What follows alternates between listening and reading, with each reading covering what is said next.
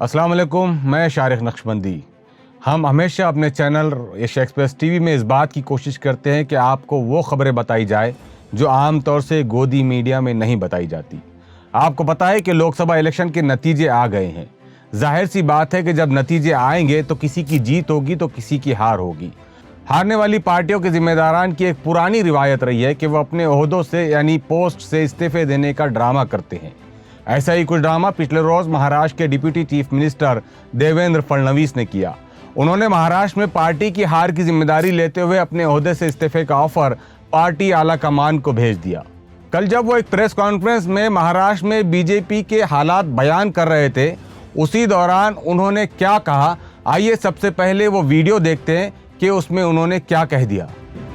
मैं ऐसा कह सकता हूँ कि भारतीय जनता पार्टी को और एनडीए को या महायुति को लोगों ने अच्छे वोट दिए हैं, लेकिन पॉलिटिकल अर्थमेटिक इस प्रकार का रहा कि हमारे खिलाफ के वोट एक बड़े पैमाने पर कंसोलिडेट हुए। इसका परिणाम अगर बीजेपी का विचार करूँ तो हमारी 8 सीटें ऐसी है कि जो 4% से भी कम वोटों से हारी है। करीब 6 सीटें ऐसी है जिसमें 30,000 से कम मार्जिन से हम हारे हैं और 2,000 से 4,000 से 6,000 से हारने वाली भी सीटें हमारी है। तो मुझे ऐसा लगता है कि ये जो कंसोलिडेशन है इसको हम रोक नहीं पाए।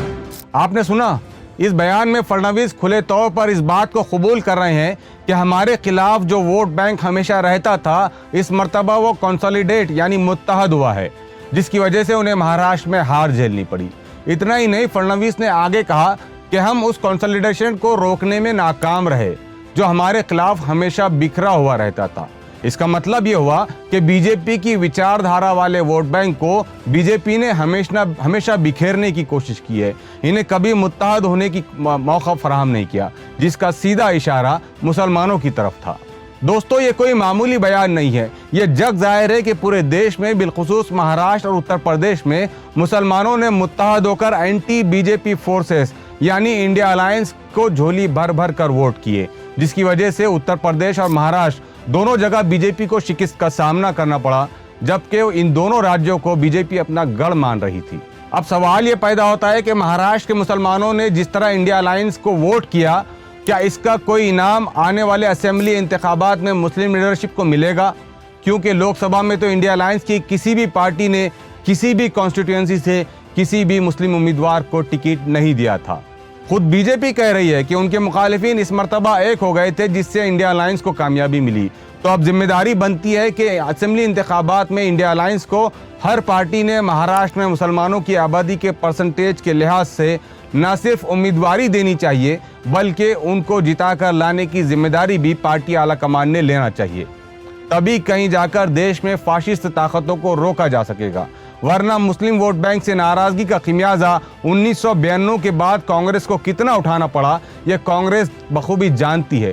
तो देखते हैं आज से ठीक 4 माह बाद होने वाले इंतखाबात में इंडिया अलायंस देश की सबसे बड़ी माइनॉरिटी को कहां तक अहमियत दे पाता है। फडणवीस के बयान से एक पैगाम खुद मुसलमानों को भी लेना चाहिए कि फडणवीस खुद कह रहे हैं कि हमारी विरोधक कंसोलिडेट होने की वजह से हमें महाराष्ट्र में अक्सर एमपी सीट्स के ऊपर नुकसान उठाना पड़ा, हार उठानी पड़ी। इसका सीधा इशारा यह है कि जब कभी भी मुसलमान वोट बैंक किसी एक पार्टी के झोली में पड़ता है तो जाहिर सी बात है कि उसकी कामयाबी तय होती है।